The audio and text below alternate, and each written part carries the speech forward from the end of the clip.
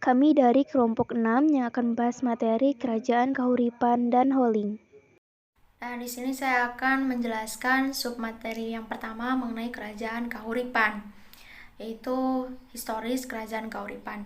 Kerajaan Kahuripan adalah salah satu kerajaan terbesar yang menempati di Pulau Jawa, khususnya Jawa Timur, yang mulai berkuasa pada abad ke-11. Dalam sejarahnya, Kerajaan Kahuripan ini ternyata berkaitan dengan Kerajaan Bali dan juga keturunan dari Medang, atau biasa dikenal dengan Mataram kuno. Kerajaan Kahuripan didirikan oleh Prabu Airlangga pada tahun 1019 dengan gelar Sri Maharaja Rakai Halu Sri Lokeswara dan Mawangsa Airlangga Ananta Wikramo Tunggadewa, dan ibu kota Kerajaan Kahuripan terletak di dekat lembah Gunung Penanggungan sekitar Sidoarjo. Wilayah kekuasaan Kerajaan Kahuripan membentang dari daerah Pasuruan di wilayah Jawa bagian timur hingga ke arah barat mencapai Madiun, kemudian menyeberang ke Pulau Bali dan juga beberapa daerah yang ada di Jawa Tengah. Kerajaan Kahuripan dikenal sebagai kerajaan yang berumur pendek, dan Prabu Airlangga merupakan satu-satunya raja yang pernah berkuasa.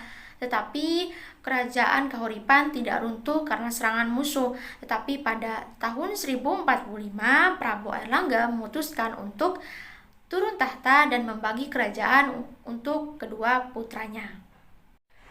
Unsur religi Kerajaan Kahuripan.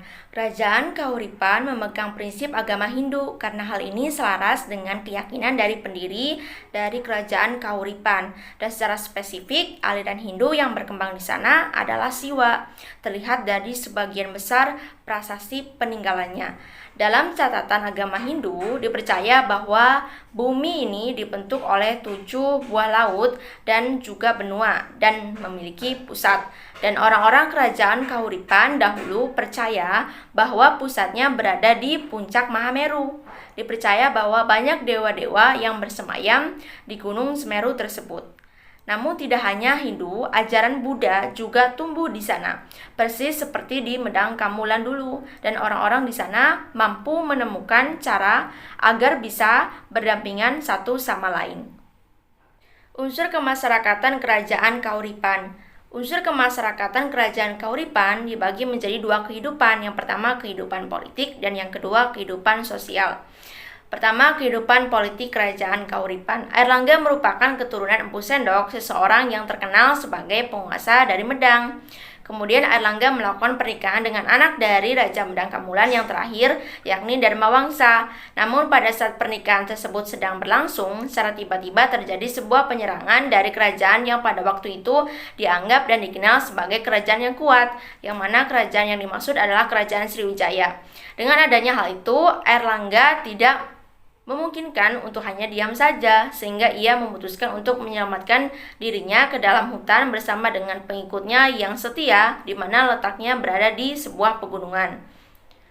Pada abad ke-11, Airlangga mendirikan sebuah kerajaan baru yang bernama Kerajaan Kahuripan sebagai bentuk usahanya dalam mengembalikan citra dan wibawa dari Kerajaan Medang Kamulan yang sudah hancur akibat penyerangan yang dilakukan oleh Kerajaan Sriwijaya saat Airlangga melakukan proses pernikahan dengan anak dari Dharma Wangsa.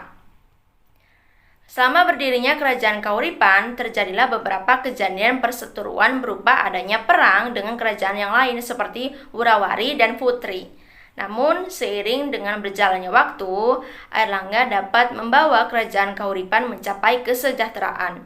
Setelah itu, ketika Airlangga menjalani masa sebagai seorang pendeta, ia memilih untuk menjadikan anak perempuannya yang bernama Sanggrama Wijaya Tunggadewi sebagai pewaris tahta.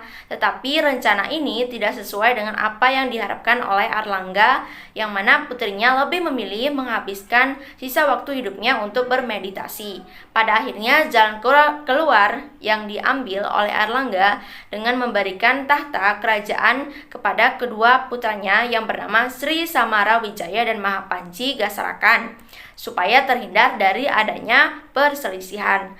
Pada kenyataannya, Kerajaan Kahuripan justru terpecah menjadi dua kerajaan baru, yaitu bagian barat adalah Kerajaan Jenggala yang beribu kota di Daha, yang nantinya diserahkan kepada Sri Samarawidjaya, dan di sebelah timur adalah Kerajaan Panjalu atau dikenal dengan Kerajaan Kediri yang beribu kota di Kahuripan, diserahkan kepada putra yang lainnya yakni Mahapanji Gasarakan. Yang kedua, kehidupan sosial Kerajaan Kahuripan. Dalam kehidupan sosial masyarakat Kerajaan Kahuripan dikelompokkan menjadi beberapa golongan berdasarkan sistem kasta sesuai dengan paham agama Hindu, serta pengelompokan dalam segi kedudukan baik dalam sistem birokrasi, kekayaan material, dan indikator lainnya. Pada masa awal Kerajaan Kahuripan berdiri, Kerajaan Kahuripan ternyata sudah melakukan sebuah pola hubungan sosial dengan adanya interaksi dalam bidang perdagangan dengan para pedagang yang berasal dari luar wilayah Kahuripan, yakni bangsa asing, terutama dari kawasan Asia Tenggara dan Asia Selatan. Berdasarkan informasi tertulis dari Prasasti Cane, disebutkan bahwa ada beberapa negara yang menjadi sasaran akan kebijakan dari Kerajaan Kahuripan berupa pengenaan pajak sektor dagang, diantaranya Campa, Remen, Pandikira, yang terakhir adalah Sinhala. Peralatan Kerajaan Kahuripan. Di masa kejayaan, Prabu Airlangga banyak melakukan pembangunan untuk menunjang kehidupan dan kemakmuran dari masyarakat Kerajaan Kahuripan. Beberapa pembangunan infrastruktur yang dilakukan oleh Prabu Airlangga yaitu yang pertama pada tahun 1036 membuat Sriwijaya Asrama, yang kedua pada tahun 1037 Masehi mendirikan tanggul di wilayah Waringin Sapta untuk membendung luapan air dari Sungai Brantas. Yang ketiga, merekonstruksi bandar penting di muara Sungai Brantas yang bernama Pelabuhan Hujung Galuh.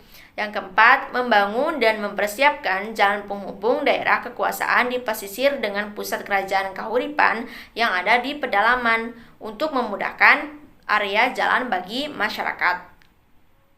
Selain itu, ada pula peninggalan-peninggalan Kerajaan Kahuripan yang sampai sekarang masih dapat dilihat. Yang pertama, Prasasti Kamalagian.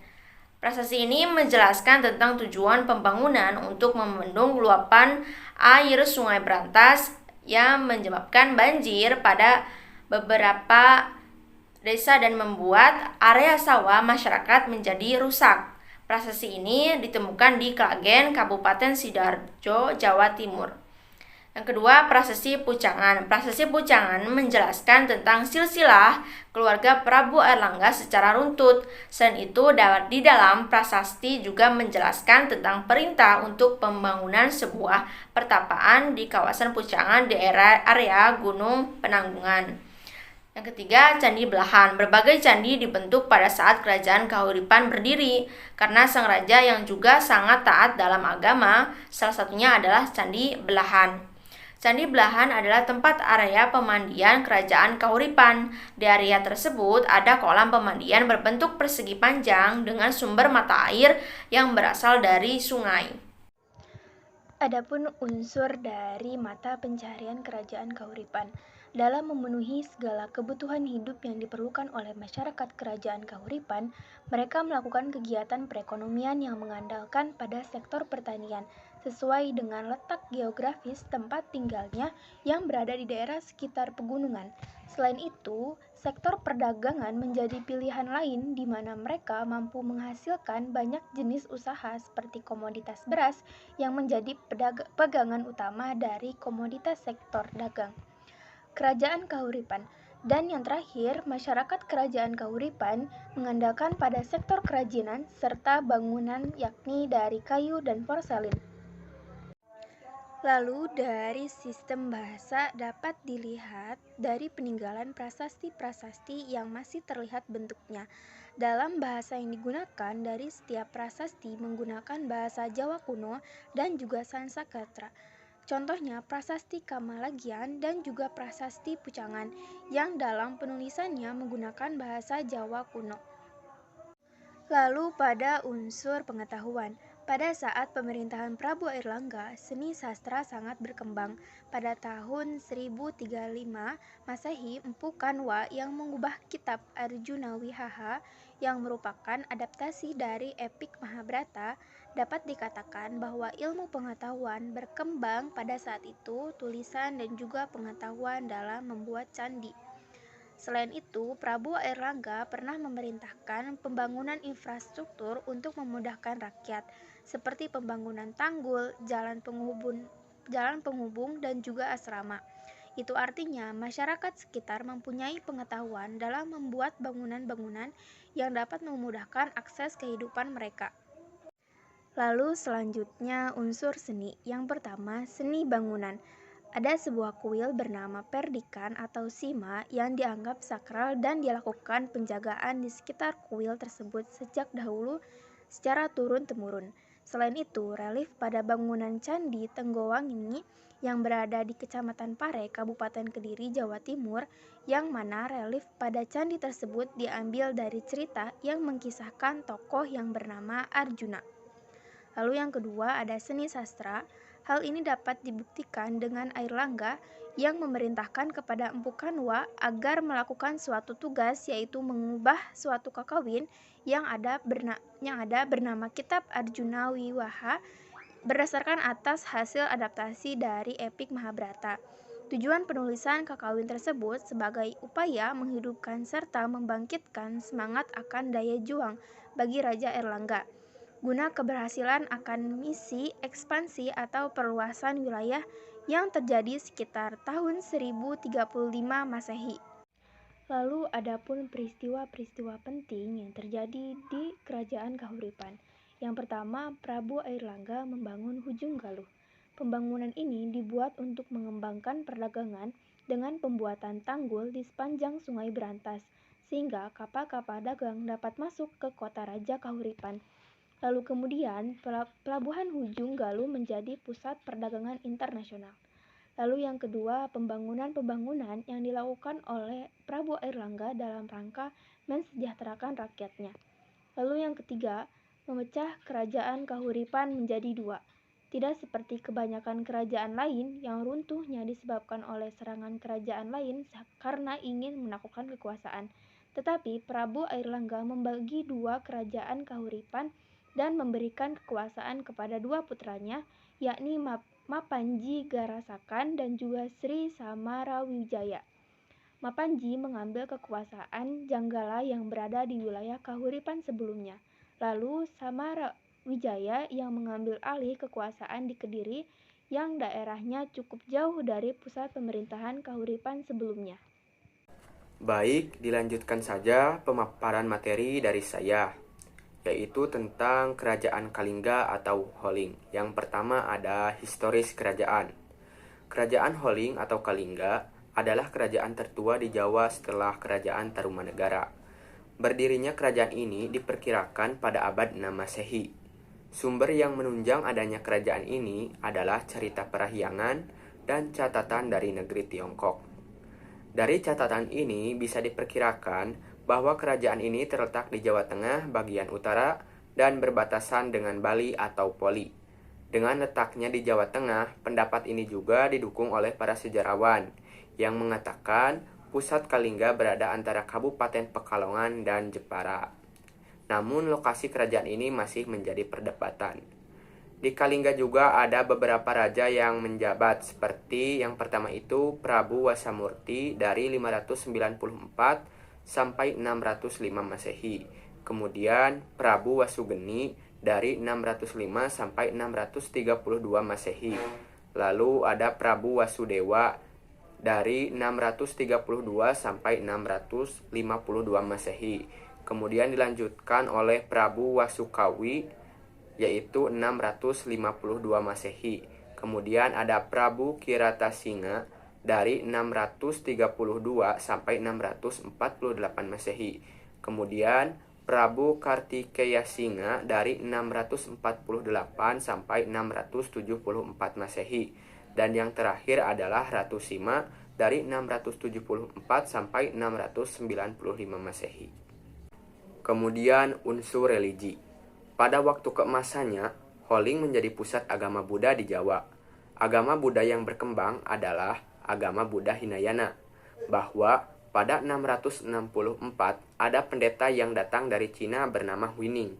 Tujuannya dia datang untuk menerjemahkan naskah terkenal agama Buddha Hinayana yang berbahasa Sanskerta ke bahasa Cina. Pendeta ini juga dibantu oleh pendeta terkenal asal Kalingga, yaitu Jana Badra. Kemudian unsur kemasyarakatan. Penduduk Kalingga atau Holing ini memiliki kehidupan yang teratur, karena pada masa kerajaan Ratu Sima, Holing merupakan kerajaan yang tentram dan damai. Karena Ratu bersifat adil dan bijaksana dalam menjalankan hukum dan pemerintahannya. Unsur kemasyarakatan Kalingga bisa dilihat dari catatan Itsing yang menjelaskan bahwa penduduk Holing sangat pandai membuat minuman arak dari nila pohon kelapa. Ibu kota Kalingga dikelilingi benteng yang terbuat dari tonggak kayu, dan Raja Kalingga berdiam di istana dengan bangunan bertingkat dengan atap dari pohon aren, dan singgasananya terbuat dari gading gajah. Selanjutnya unsur peralatan. Yang pertama ada prasasti Tukmas. Prasasti yang menggunakan bahasa Sanskerta dan huruf Pallawa ini berlokasi di lereng barat Gunung Merapi, Magelang, Jawa Tengah, yang menyebutkan adanya mata air yang jernih dan bersih. Air yang mengalirnya sering disamakan dengan sungai yang berada di India, yaitu Sungai Gangga. Kemudian, dalam prasasti ini terdapat gambar-gambar seperti bunga teratai yang merupakan lambang keeratan hubungan manusia dengan dewa-dewa, Trisula, Kendi, Kapak, Cakra, dan Klasangka. Kemudian, prasasti Sojomerto. Prasasti ini berbahasa Melayu kuno dan berhuruf Kawi yang berasal dari sekitar abad 7 Masehi. Isi prasasti ini tentang keluarga dari Dapunta Salendra, yaitu ayahnya bernama Santanu, ibunya bernama Sampula sebagai tokoh utama. Kemudian ada Candi Angin. Candi ini berada di Desa Tempur, Kecamatan Keling, Kabupaten Jepara, Jawa Tengah. Lalu ada Candi Bubrah. Candi ini juga berada di Desa Tempur, Kecamatan Keling, Kabupaten Jepara, Jawa Tengah. Materi yang selanjutnya ada tentang unsur mata pencaharian. Kerajaan Holing mempunyai hasil bumi yang berupa kulit kayu, cula badak, gading, emas, dan juga perak. Dan juga memanfaatkan sumber air garam yang terdapat di gua yang selalu mengeluarkan air garam yang disebut sebagai beledug. Nah, yang selanjutnya ada unsur sistem bahasa. Unsur sistem bahasa kerajaan Holing sendiri terdiri dari bahasa yang berkembang, yaitu bahasa Sanskerta dan juga Jawa kuno. Yang selanjutnya ada tentang unsur sistem pengetahuan. Masyarakat Kalingga atau Holing sudah mengenal sebuah prasasti berbahasa Sanskerta dan yang berbahasa Melayu kuno. Telah mengetahui cara pembuatan bangunan kerajaan seperti atap, pagar, dan singgasana kerajaan. Apalagi pada masa itu masyarakat Kalingga telah bisa membuat arak dan nira kelapa. Yang selanjutnya ada unsur seni. Masyarakat Kalingga sudah mengenal seni memahat di mana ditemukannya patung Ratu Sina, prasasti yang memiliki gambar seperti prasasti Tukmas, bentuk candinya yang khas, dan adanya singgasana yang terbuat dari gading gajah. Selanjutnya ada peristiwa-peristiwa penting. Yang pertama yaitu masa kejayaan Holing. Masa kejayaan kerajaan Holing ini terjadi pada saat dipimpin oleh Ratu Sina pada tahun 674 sampai 732 Masehi. Kala itu Ratu Sina sangat menjunjung tinggi kejujuran dan juga keadilan. Dan juga Ratu Sina yang bersifat tegas dan tidak pandang bulu membuat kerajaan Holing pada saat itu adalah masa keemasannya.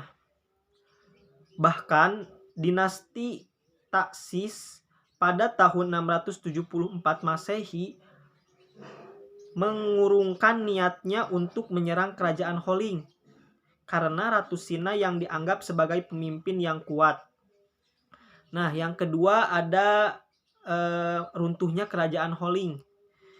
Dikatakan kerajaan Holing diruntuhkan karena serangan dari kerajaan Sriwijaya. Serangan kerajaan Sriwijaya memaksa kerajaan Holing untuk mundur ke pedalaman Jawa bagian tengah dan terjadi sekitar tahun 742 sampai 755 Masehi. Kerajaan Sriwijaya akhirnya berhasil menguasai kerajaan Holling beserta jalur perdagangan, dan dikatakan pula alasan mulai mengalami kemunduran kerajaan Holling itu setelah kematian Ratu Sina, karena pada saat itu, saat meninggal Ratu Sina pun mereka sulit menemukan pemimpin yang baru yang adil seperti Ratu Sina tersebut. Terima kasih.